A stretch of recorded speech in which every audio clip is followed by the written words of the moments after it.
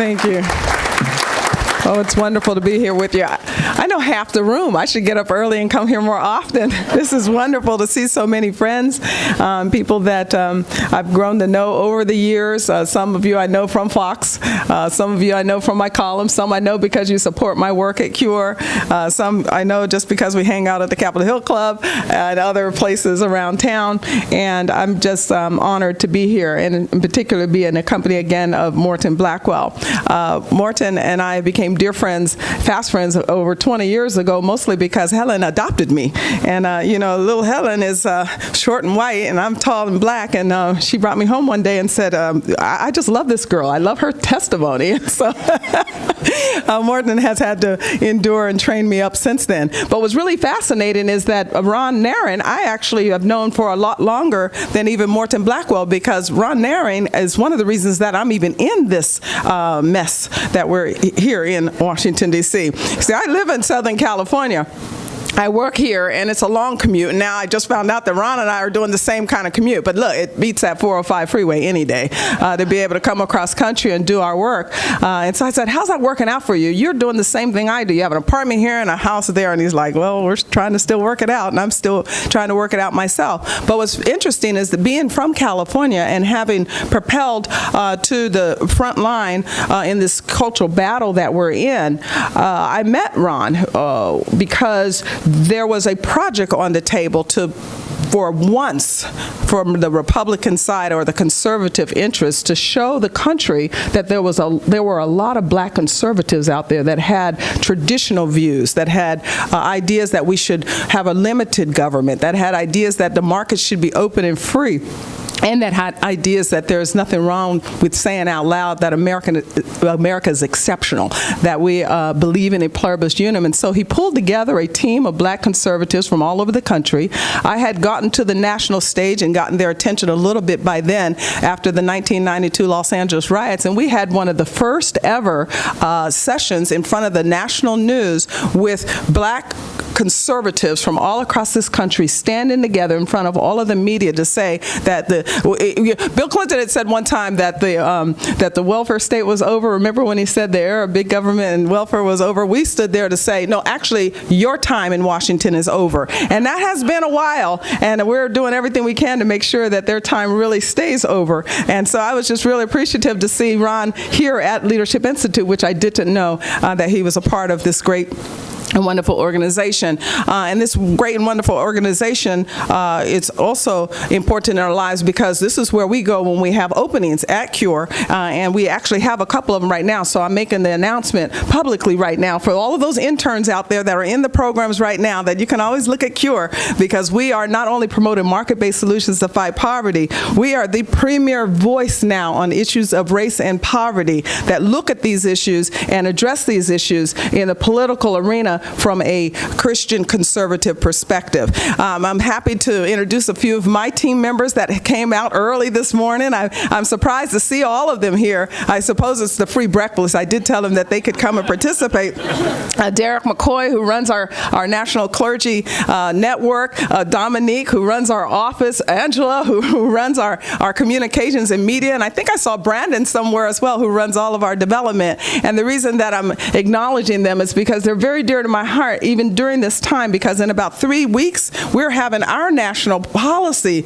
summit here in Washington, D.C., where we bring in leaders from all over the country, pastors that are in our hard-hit communities from all over the country, come to Washington once a year with CURE to have private sessions on learning more ideas about what has broken down in our society with the welfare state and how we're going to fix it. So just know that you're not alone in this battle. We're building the Buffalo Soldiers Army even as we speak, and we're going to see some successes for the conservative right come shortly.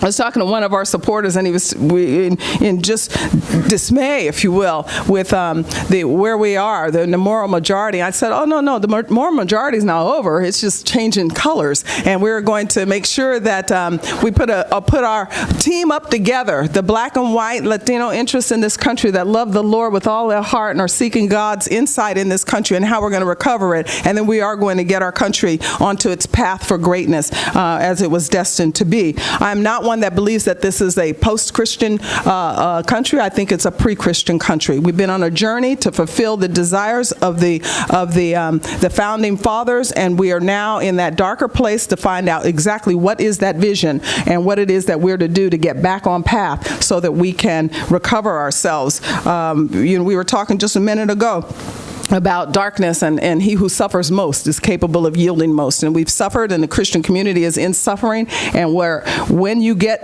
down into the place where it is so dark and you don't see God, you reach deeper for him, is what the King Solomon told us to do. So that's what we'll be doing over the next few years so that we can recover ourselves. I'm Star Parker, and for those of you that don't know my story and why I'm so adamant about the things that I believe today is because at one point in my life I believed the lies of the left. In fact, I believe them very, very deeply. I believe even the messaging we're hearing today. For years and years, we've allowed the left to declare to the country that the poor are poor because the wealthy are wealthy. We keep hearing the left declare to the world that the poor are poor because the wealthy are wealthy. And that's something that we have to stop them messaging, that the poor are poor because the wealthy are wealthy. We keep hearing them tell us that everybody that's in a struggle in their lives, their problems are somebody else's fault. Every time we turn around and there's a challenge in our society, it's somebody else's fault. They've been saying this forever, over and over again. Your problems are somebody else's fault. And then we've also heard the same lies.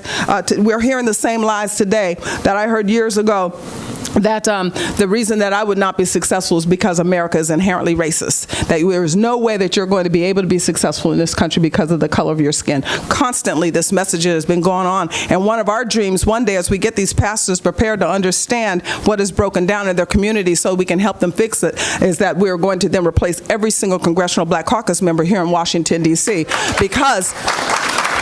because they are sending those messages all of the time, that the reason that anything has broken down in their communities is because of racism. And so I believed all of those lies. And as a result of those lies, I stopped even thinking that I had any opportunity to even try to live beyond that day, that particular day. So what happens when you live day to day? Oh, you become very reckless in your life patterns, because, hey, if there's no tomorrow, then why bother, right?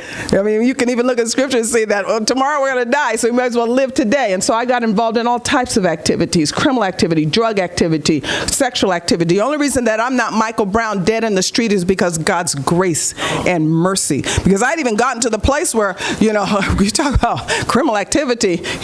Yeah. Anyway, I don't mention it too deeply.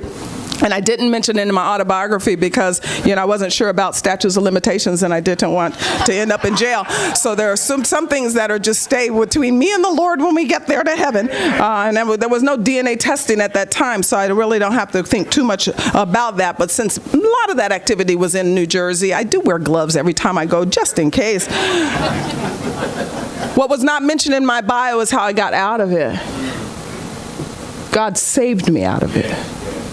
God saved me out of it. Here I am recklessly living in and out of abortion clinic after clinic. It had become my birth control. In fact, I would stay pregnant as long as I could at one point just so that I can get a check on the 1st and the 15th and then go and kill what God called his reward. And then it was after the 4th time I went into one of their so-called safe, legal, rare clinics that I had a gut instinct way down deep inside that there must be something wrong with killing your offspring. Maybe the feminist messaging isn't exactly right. But I didn't change any of my patterns, and so I was pregnant again in a very short period of time. And that one I had, and that's how I ended up in a welfare state. Those 7 years, I was in and out, 3.5 years consistently, carving my life into a little dark hole. That's where God found me.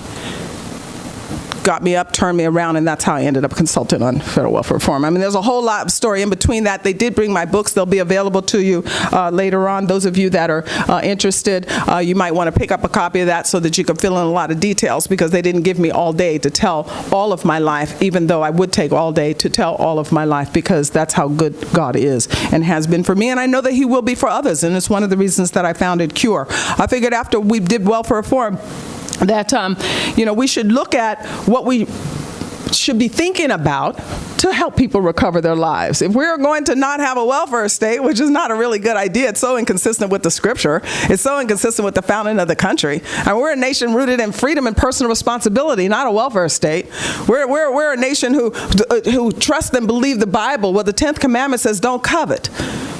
And socialism is rooted in covetousness. Somebody has something somebody else doesn't have, so now we go hire politicians to take it from them. And then those politicians come out and build out bureaucracies here in Washington, D.C., and the next thing you know, they're flourishing. Next thing you know, I'm in a community that 10 years ago you couldn't walk through in the daytime here in Washington, D.C., and now I look out my window and there's Ferragamo and Gucci and Hermes.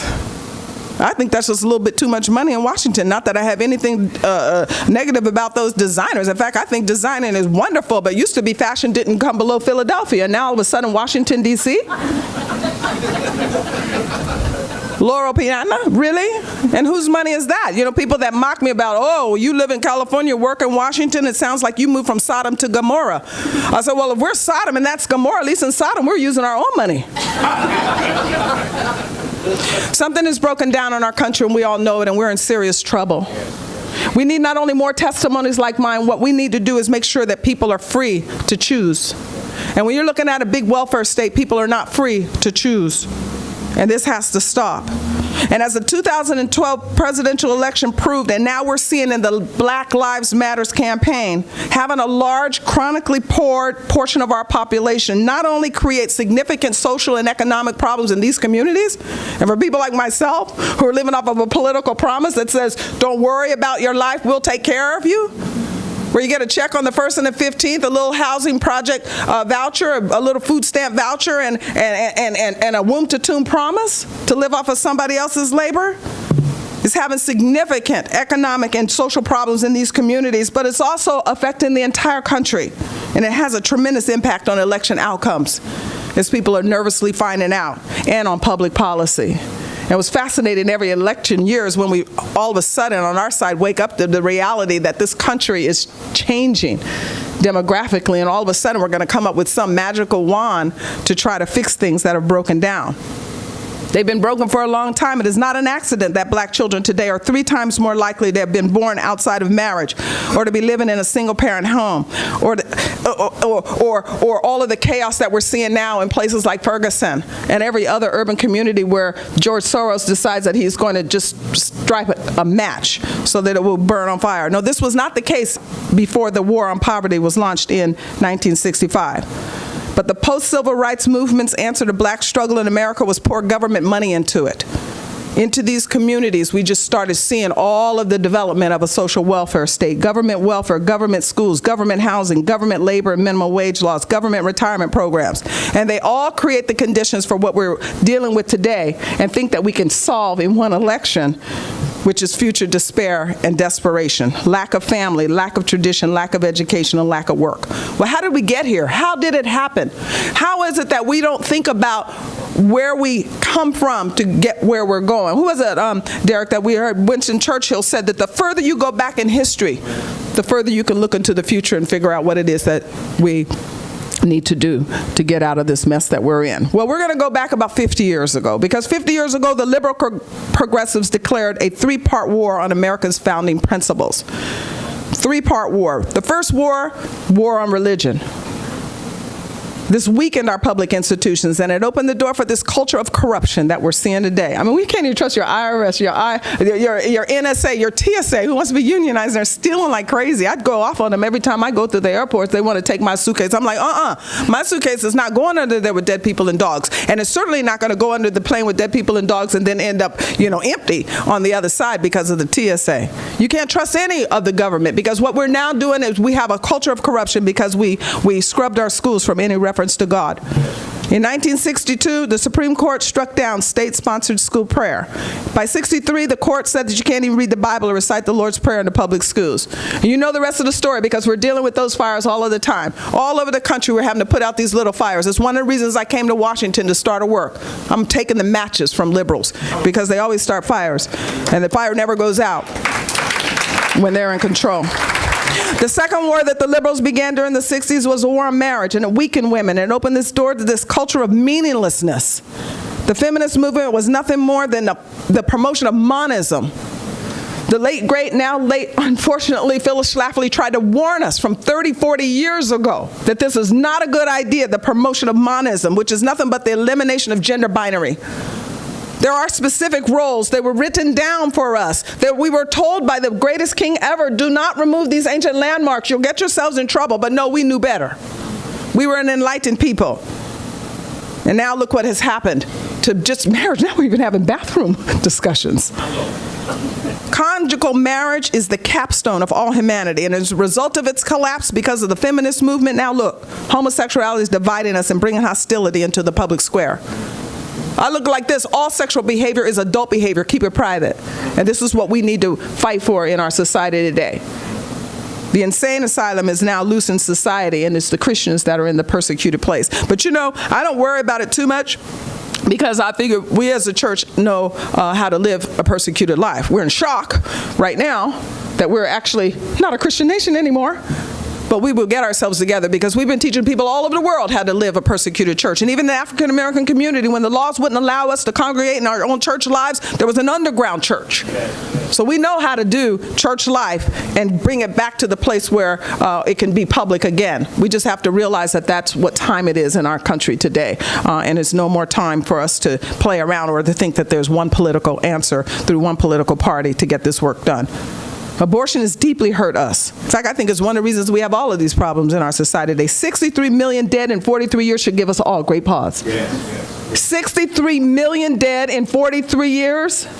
How do we even get up in the morning without this interest, the first thing that we're thinking about, and making sure that we do everything that we can to stop this? How is it that we can keep having leader after leader promises that we're going to do something about abortion in our society, and we can't even defund Planned Parenthood? Planned Parenthood, who just got caught selling body parts of babies. If it wasn't enough that God let us see into an abortion clinic, as if we really needed to see into it, we all know what's going on there, but he decided through Gosnell to let us go in and look.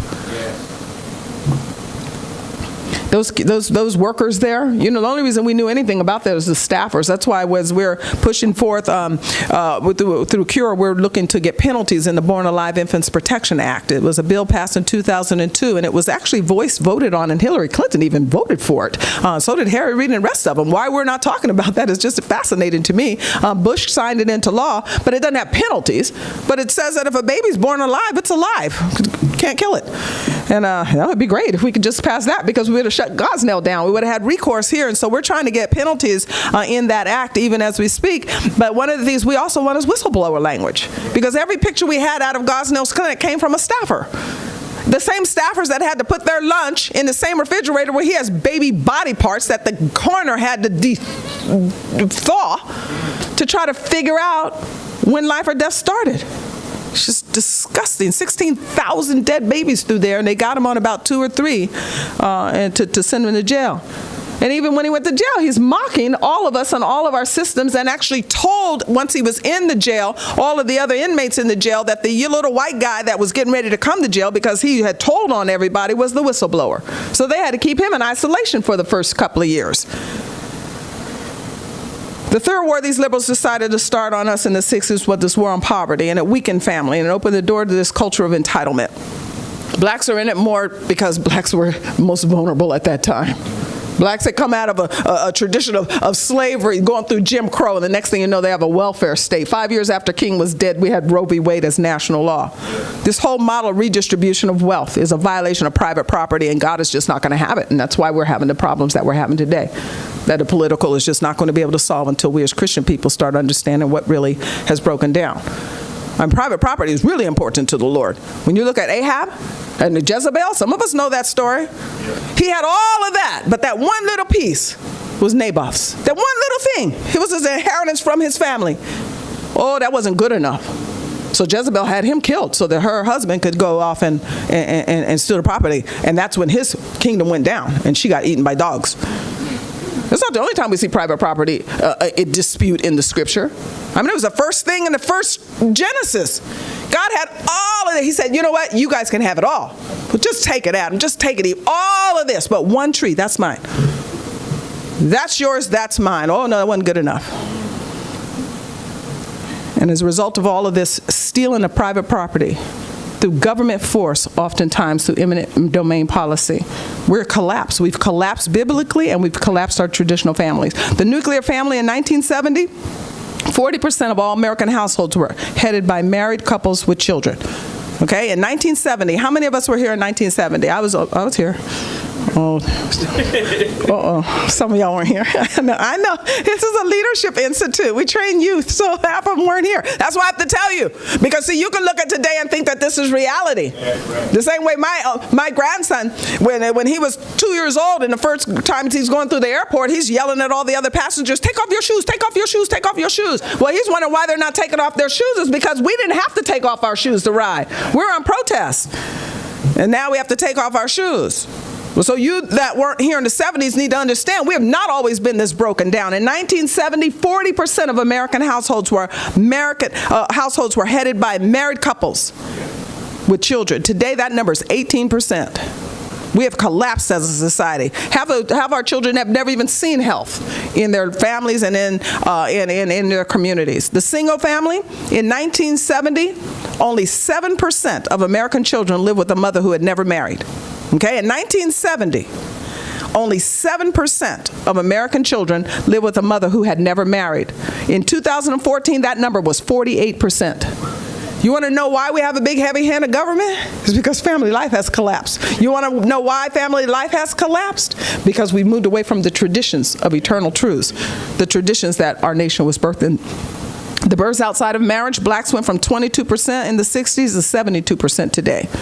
The whites, they went from 3% in the 60s out-of-wedlock birth rates to 30% today, 8 points higher than where blacks were in the 60s when they started the social engineering, which is why now in our white, healthier communities and all in the suburbs, you're starting to see the same social pathologies that broke down all of our urban centers that everybody thought, that's only because of the race of the people that live there. No, it's because of family collapse. And that's why we're starting to see the same pathology, whether it's drug addiction, low educational aspiration, children outside of marriage, and just basically irresponsible day-to-day living. The Latinos, there was no data in the 60s because they weren't a special interest group to be politically exploited. But they are today, so we have rates today, and their out-of-wedlock birth rates are at 53%. So for everyone that's running around saying, well, you know, their values are just like ours, you're right, they are. But I wouldn't brag about it. Why does it matter?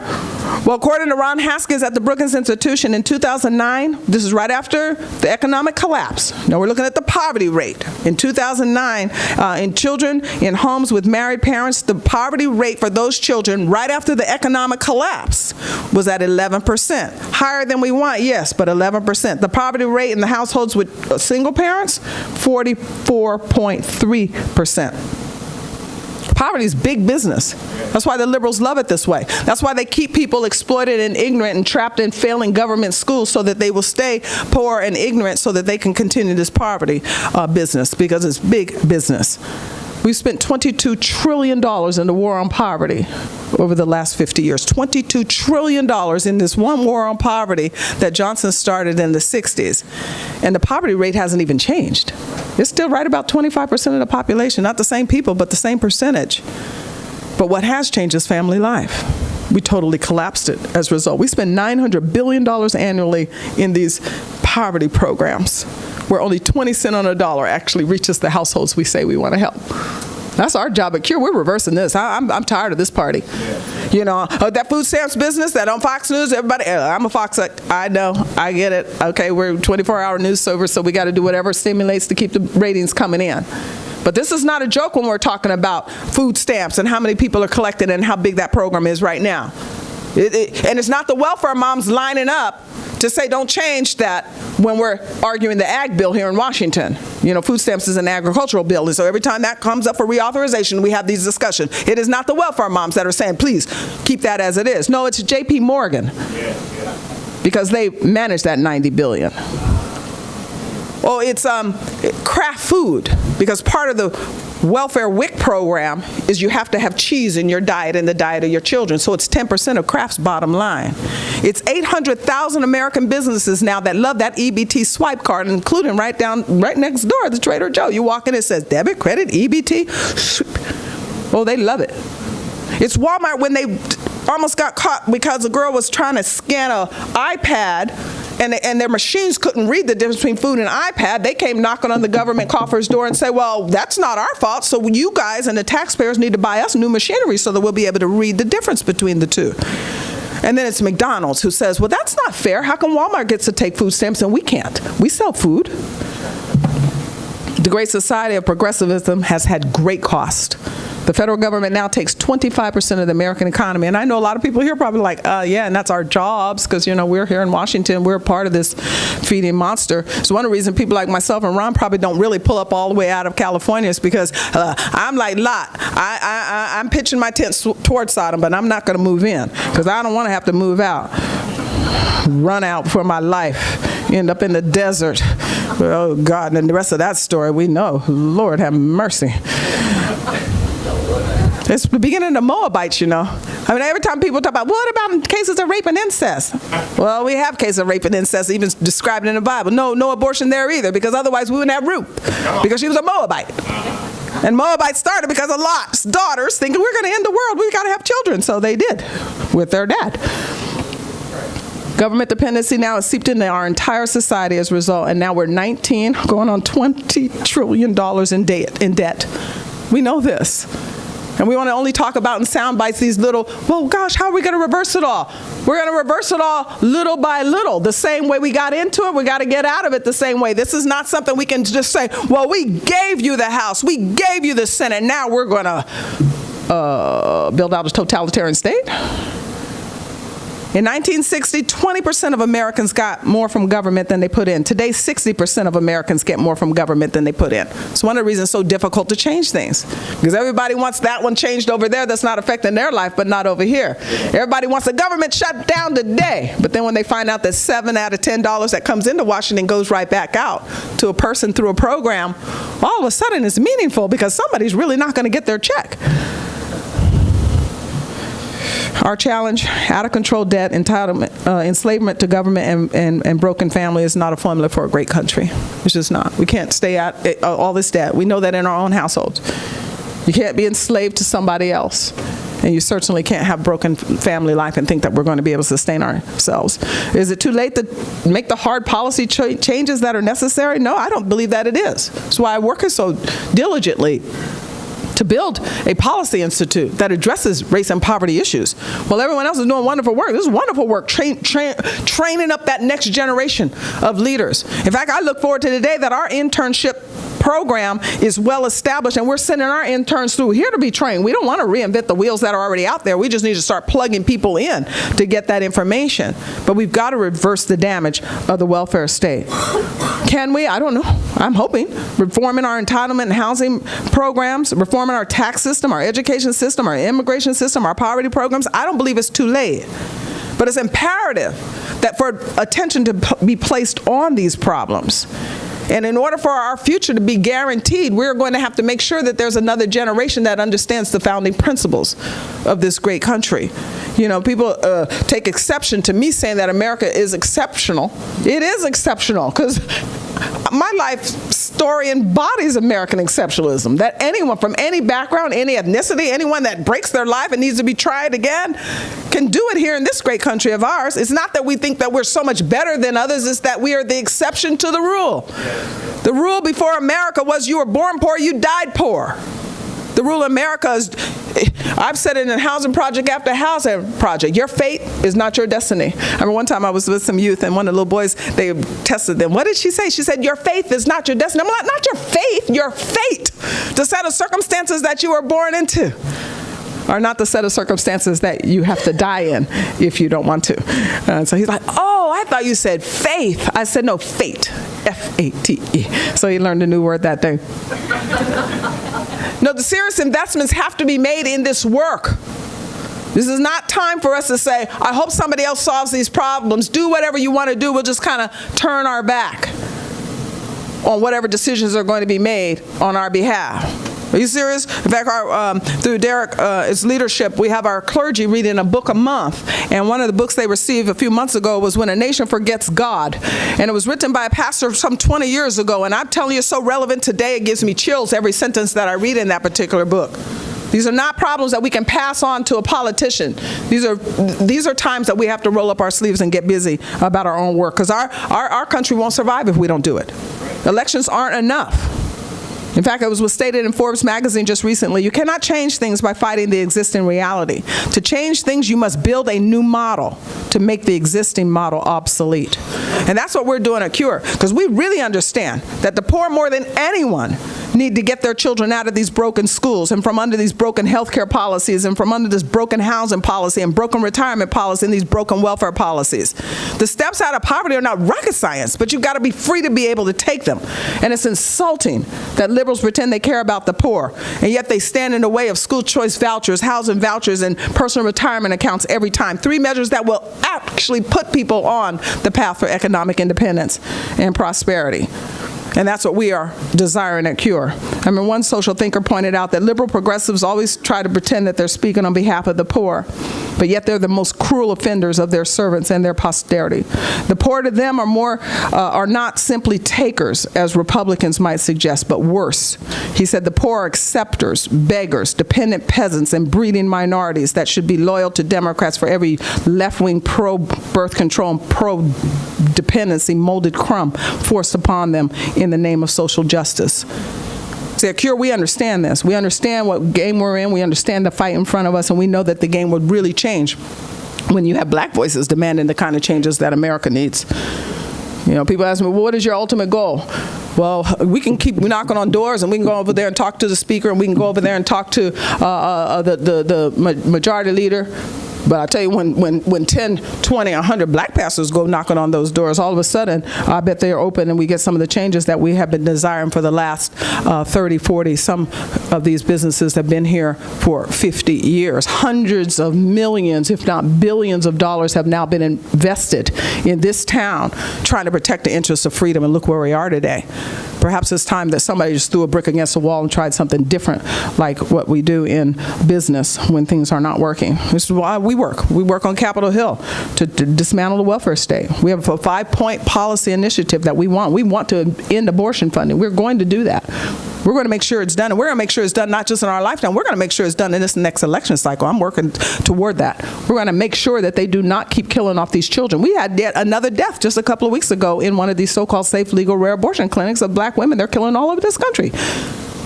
And no one seems to even care. It's just silent. One more funeral, one more Planned Parenthood, just pay the family off. Now it's becoming a reward. Well, hope that your kid dies in an abortion clinic because you might end up wealthy. Now, we're going to get corporate tax-free zones in our most vulnerable zip codes. We want housing and school choice vouchers. We think that people should be able to live anywhere they want to, and the children should be able to go to school where the parent wants, and the money should follow them there. We want 401k retirement accounts, not Social Security, where a black hole, a Ponzi scheme where current workers pay for current retirees, that the one that's hit the hardest are black males, because 20 cents on every dollar that they put in, they're going to lose automatically. They don't even recover their own investments, because the Social Security system is only based on 2 factors: life expectancy and work patterns. And it's one of the biggest scams in the country. And it's a violation there again of the scripture. The Bible says a good man leaves an inheritance for his children's children. Now, if you're only making $30,000 a year, how in the world are you going to be good to leave a retirement and wealth for your children's children, your grandchildren, if the only little bit you have to save is forced into a black hole that you don't own? And every time we talk about personal retirement accounts, we have to hear from left-wing liberals that this is an idea for the wealthy. The wealthy don't need personal retirement accounts because they already have them. Right. No, it's poor people that need personal retirement accounts. They need their money in IRAs, not in the IRS, so that they can pass it to their heirs, so that in one generation we can break government dependency. And then, of course, we need charity tax credits for the people whose lives are broken, because they are broken.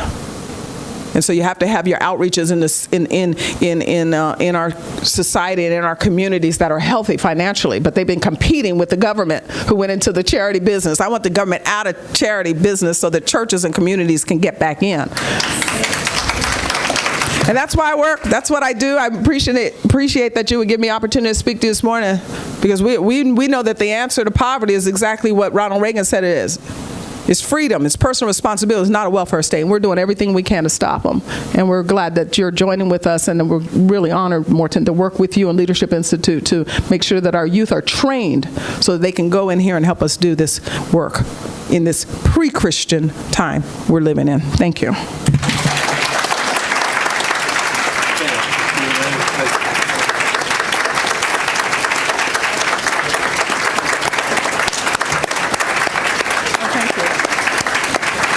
Star is truly a thrilling person, and we're delighted to have her, and she has consented to take some questions. Yes, ma'am. Hold for the microphone. There you go. Thank you. Hi, my name is Barbara Dello, and I'm part of Working Class America. I've spent my career as a nurse. How do you motivate people who get help from government towards life change? It seems to me there's some obstacles. Working is hard. A lot of the people in healthcare work 2 8-hour shifts a day, 16 hours a day, and actually by the end of the 16 hours, they're not doing very good jobs in healthcare. You've got, I know many people, if you move from dependency to an entry-level job, you actually lose money. Right. So that's an obstacle. And also, drug use destroys success in jobs and education. So how do you overcome those obstacles and make people want to work hard? Well, you stop rewarding ill behavior. And one of the proposals on the table through Speaker Paul Ryan, he has spent his whole life developing, and I'm so thankful that he is going to be back here in Washington to continue that path to prosperity, where this particular opportunity, we will be block granting 11 programs to the state, to the states. When we passed welfare reform in 1996, it was one program. It was then called AFDC, Aid to the Families with Dependent Children. They renamed it TANF, Temporary Assistance for Needy Families. Blocked that to the states, which continued the party, because the states, depending on who's in leadership in the states, either left the welfare state as it was and or ran into obstacles by liberals to not change anything. One of the places that we have to get real significant change is in education reform, for instance. Well, we have 11 states that have what are called Blaine amendments, where it's unconstitutional for money to follow children to the schools the parents want. So we need that change. So we need another federal decision at the court to do that. But back to Paul Ryan's idea. That almost $1 trillion of money that comes to Washington, that less than 20 cents on a dollar goes back. It's in 11 different departments. What we saw George Bush try to do was bring it back to Washington through what he called a faith-based initiative. We found out years later that it wasn't such a good idea to put the churches on welfare when we were trying to move the women off. What we really need to do is give more flexibility in the states so that they can try out various ideas. Now, what does the 11 program plan look like? It looks like where welfare money is. Labor. Ooh, that means we can make changes in labor law in the states. Really? How about getting rid of a whole lot of minimum wage laws? You want to get some work in the communities? Get rid of the regulations. Where else is welfare money? Education. Wow, maybe money can start following children to schools. Where else is welfare money? Housing. HUD. Wow. Can you imagine HUD's budget only in the states, and the states having the flexibility to say, well, we don't think that we should build ghettos like Ferguson. That's how we have 4,000 housing projects across the country, is because HUD decides where people are going to live. What if money just went everywhere the woman wants to live, and where the society might want to fulfill what Apostle Paul told Titus, that the older women should teach the younger women how to live and how to love their children and how to love their husbands. They don't have the husband, but they certainly have children. So, well, can you imagine churches involved to the place where the woman can say, well, I've got an empty basement. Maybe I can take somebody in for a year and she can just bring her little voucher over there. We want creativity in these states, and the list is long. There are 11 different places that we can do that. So it's one of the reasons that CURE has come up with this pilot program, because last go around the states didn't know what to do, and that's why they start doing all kind of silly stuff. And now this time we're going to say, why don't you try this in one zip code, just temporary, and let's see what happens. The same way we've been able to make successes even on the school choice program. You're right, there's not incentive to leave welfare. There's disincentive. Oftentimes you get penalized. There is drug abuse, and which is where also welfare money is over in HHS. All of that should be block granted to the states, so that we will have people that are in local communities given to the local charities without sending it to Washington, D.C. Charitable tax credits, they're called. And when you do that, then the outreaches that work on these specific hard places, whether it's drugs, whether it's homelessness, whether it's maternity, they will have the resources that they need. Not because government gave it to them, but that the people decided they'd rather give it there than to send it to Washington. So there, you want to take a look into his plan. I always call it the path to prosperity, but he changed the name. A better way plan. There is a wonderful plan. You know, we look at the front page of the paper and we think that life is over, but if you look a little bit deeper, you'll find out that there are really good, decent people here in Washington doing amazing things to try to move forth policies that are going to help people's lives. Yeah, yes, sir, Preston. Hey, Preston, my friend. Awesome, Star. What a fantastic presentation. Thank you. Thank you. I live out near Chicago, and I've got a bunch of friends, some of whom are from backgrounds that are very challenged backgrounds. So some are former Chicago Housing Project folks, and their lives have been turned around. They were strong. Their father wasn't. They became strong, and they're excellent. But one of the problems even these people sometimes have is they say, well, the government's got to give us jobs. Right. How do you answer that? That, you know, Uncle Sam is our sugar daddy who's going to give us jobs. Yeah. Well, you know, it starts with real good leadership, because I think even in some of our messaging, we have to be guarded. I did a show on one of Fox Business with one of my friends there, and it was during the time that Obama was bringing forth some initiatives, and the society was hurt financially, and everybody was saying, well, you know, we need jobs, we need jobs. We're here now. We need jobs, we need jobs. And everyone's saying, well, good, bring us jobs, bring us jobs. And I said on that show, I'm like, well, it's not even the government's job to do jobs. And even the host was like, wait a minute, wait. No, you need to move out of the way. So how do we solve it, especially in hard-hit communities like Chicago and some of the zip codes there, South Chicago and West Chicago? Well, how you solve it is you allow opportunity for investors in business to get into those communities. So that means you deregulate. You know, I did my column this week on what's happening right here in Washington, D.C. on minimum wage laws. Now the data's clear. They decided the government's role is to manipulate wages against the businesses. And what has happened now, we have data. It just came out because they did this 2 years ago and they want to go and do it again. And we have data that shows that the jobs dried up in Washington, D.C. when it comes to the food industry, and they're flourishing in Maryland and Virginia. That's what happens when you decide that you're going to manipulate the marketplace. You want free market. The reason that we have so much around the world now is not because we don't have tariffs. It's because we have excessive regulation. And the answer is not tariffs. The answer is remove those regulations and reduce taxation against corporations. And we thought about that too. That's why in our 5-point plan, we say corporate tax-free zone, period. You come in this zip code, nothing. And in fact, there are models across the country that we should consider. This is why we want the experiment in the states. Nikki Haley, the governor of South Carolina, is doing an incredible job. She's not the only one. There are many others, so I don't want to be dismissive of some of the other experiments that are happening, but hers particularly on this particular question, because South Carolina now is flourishing when it comes to economic development because they started removing barriers on taxes against businesses. You come here, you got, you know, this reduced tax fee against you. What she did this last go around is one step further to say, you go into this zip code. Her concern is more the rural areas, and there's no taxation. And so there's creativity in the states. Yeah, Chicago is messed up because your government is messed up. Your leadership is messed up. So the people of Illinois might need to get really in a desperate place before they turn things around. And everybody that's healthy might want to leave, and others do. I remember after our leadership changed in California again and went even more strongly left, I said, I'm getting out of here. I'm just not. Oh, this gentleman had his hand up several times back in the corner. I said, I'm getting out of here. I'm just not going to do this anymore. And one of our advisory board members at CURE, some of you know him, Attorney General Ed Meese, looked at me in my face and he said, young lady, you are not leaving California. He said, do I need to remind you we gave the country Ronald Reagan? And I was like, well, okay, no, I won't leave California. You know, who is it that said, Lori Act just said, when evil prevails, when good men do nothing. So if you live, who said that? Bert, you want to live like that in Chicago, live like that. But and then he went as far as Dr. Meese said, yeah, and you know, the mayor of San Francisco used to be a Republican. I'm like, you're pushing it now. I don't know if that's going to ever happen again. But at least what we get do is when you fight for your turf. And the way that the founders develop things out, we can fight locally. We don't need to go for government manipulations like term limits. President Garfield told us we have term limits. They're called elections. It's our fault, the situation that we're in.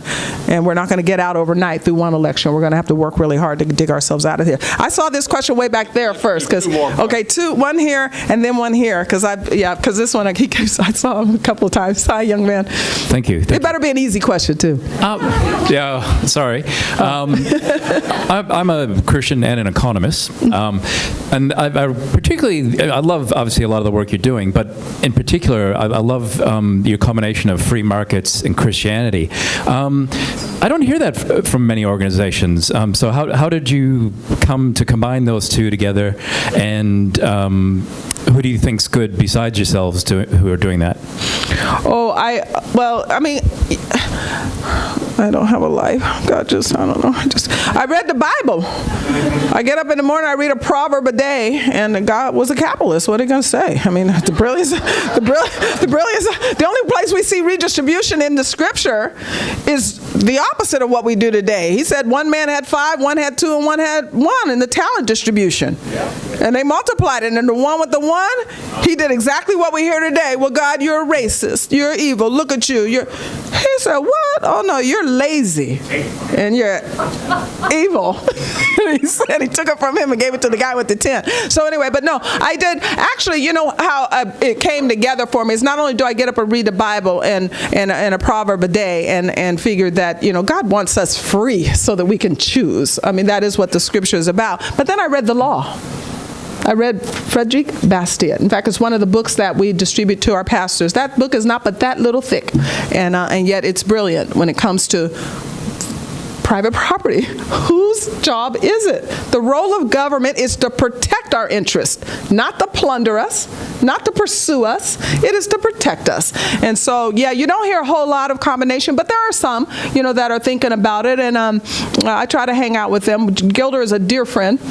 And others, and so, like I said, I have no life, so I've got a library full of stuff that it seems to, once you get a hold of one, they mention somebody's name, and then you want to look at that one, and so it just continues like that, and then you end up pretty full circle. But the most fascinating, there are 2 things. One, we passed out a couple of years ago to Capitol Hill to all of the congressional leaders when they were going to do something stupid, and it was from a congressman from Tennessee that his name always seems to escape me. I want to call him Daniel Boone or something like that.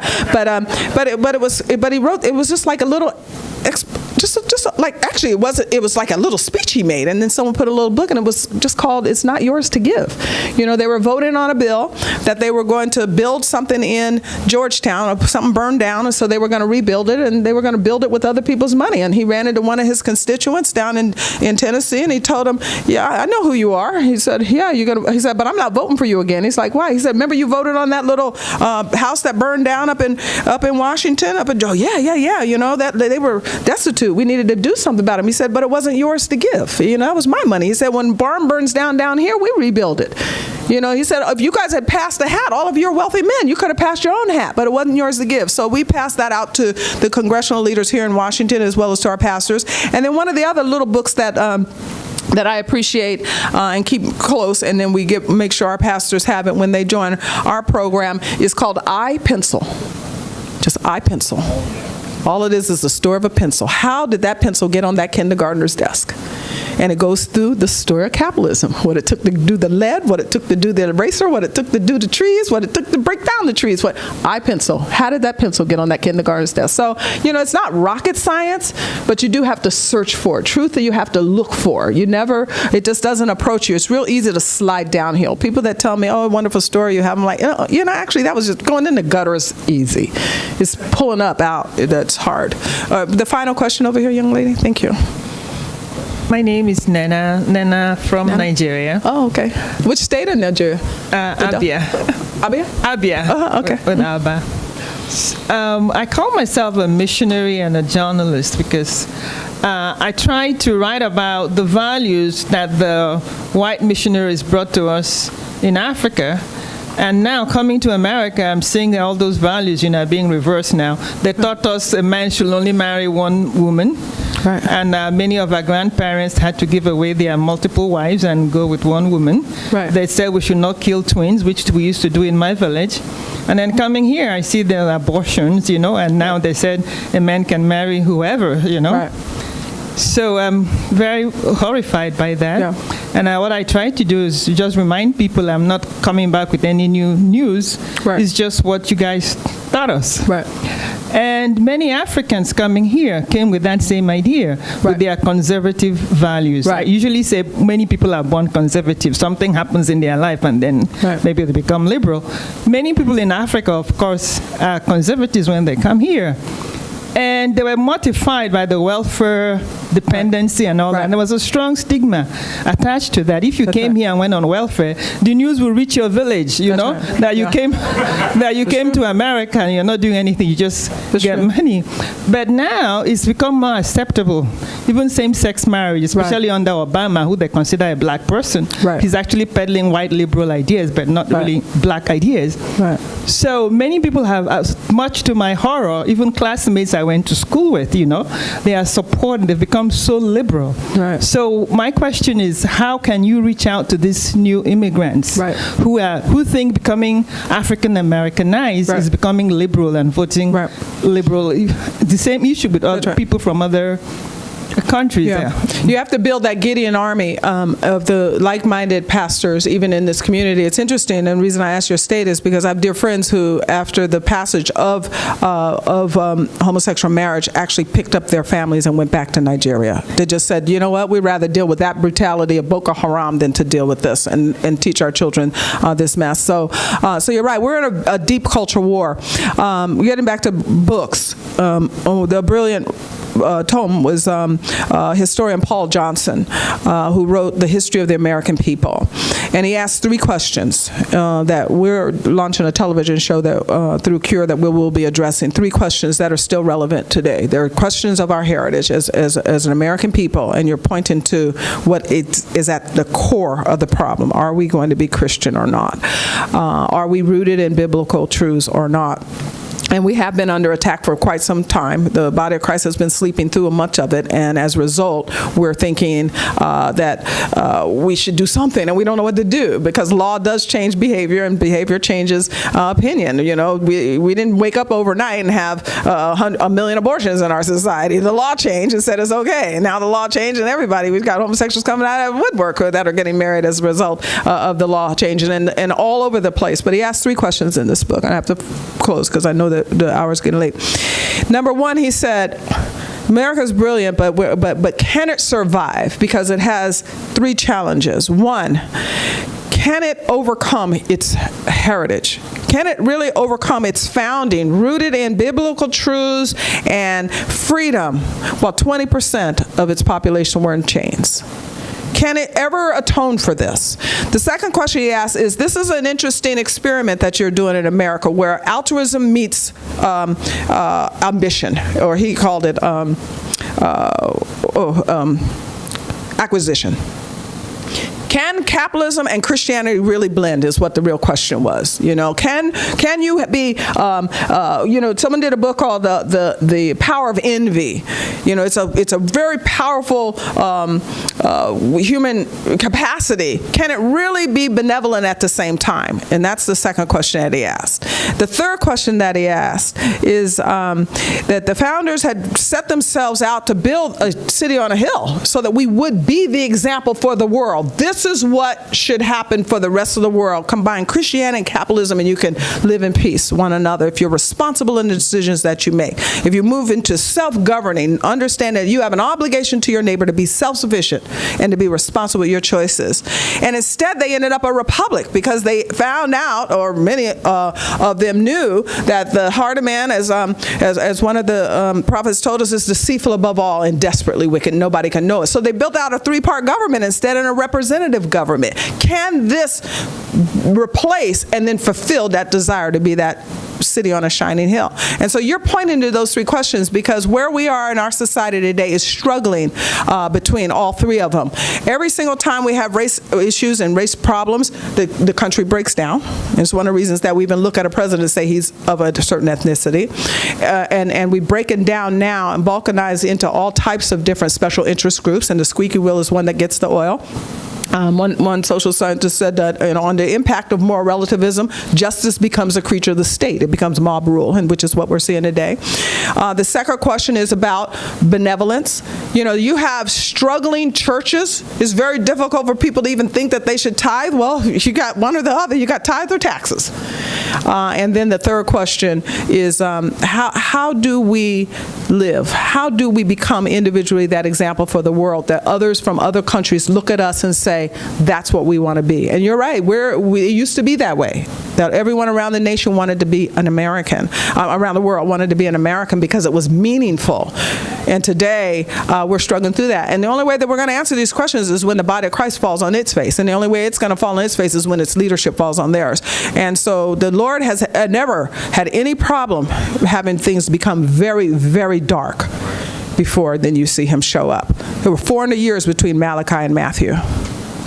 So we don't know. But I do know one thing. My hope is, you talk about Gideon and you talk about the judges and all that happened there, and then the land rested. Every time there was a Deborah, she's one of my favorites. She went out, she did the work, and then the land rested 40 years. So when the leaders in this room and others, and Morton and all of us that are now passing our batons on and considering that next generation, push forth what America's supposed to be, the land gets to rest 40 years. Thank you. Hold on just one more moment. And I want my water, too. Well, what a thrill to have you. We all are inspired. As a token of our appreciation, let me present to you one of our Adam Smith scarves. Oh, I thought it was a tie, but it's a scarf. we actually have a couple of excellent silk scarves. Aw, I noticed that you have a girls' room and a boys' room, so I'm not surprised I have it. No. Oh, this is beautiful, Morton. When we built this, when we bought and renovated this building, we had many decisions to make, and some things held us up. And one of the things that held us up was to get for our restrooms, not boys and girls, not men and women, our restrooms read ladies and gentlemen. Thank you. I urge you to join us on October 5th for our next Wednesday Wake Up Club breakfast. Our speaker will be Pete Hegseth, who you see on Fox News.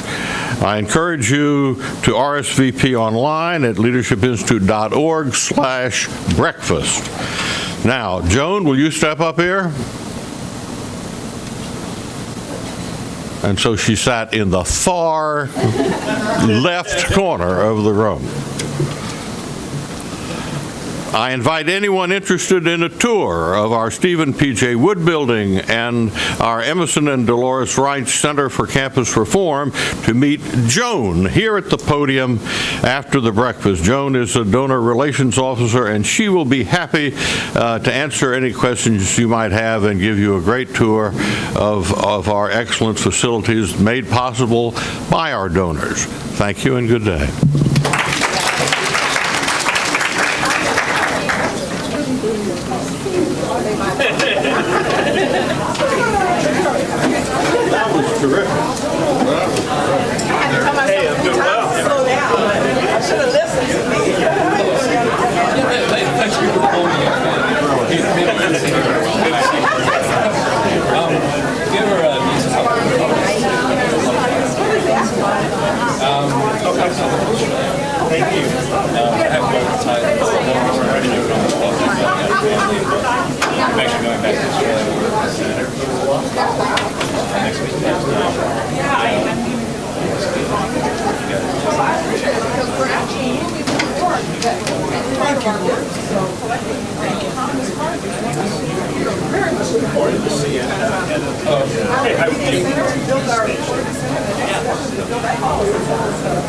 Very nice. Are you going to stay?